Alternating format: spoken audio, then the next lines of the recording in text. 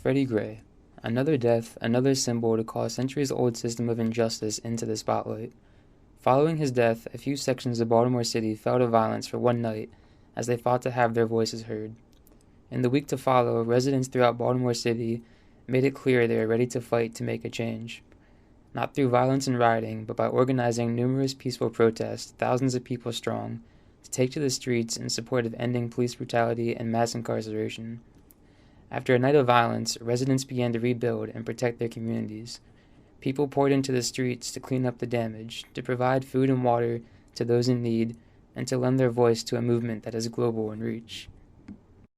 As the march on April 29, 2015 proceeded through the city, chants turned into rhythms, people smiled and waved from their porch stoops, vehicles blocked by the march blew their horns, fists raised to the air in support.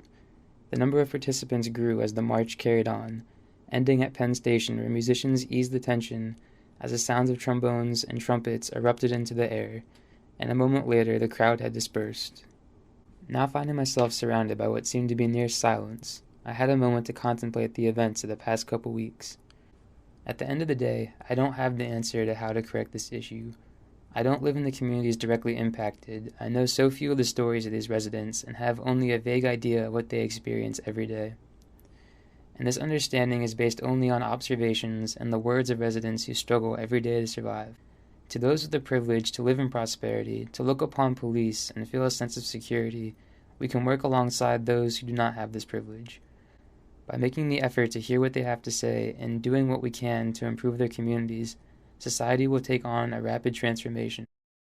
Baltimore may be small, but as its communities grow closer together, it becomes a more powerful city by the day. The residents of this city are ready for change.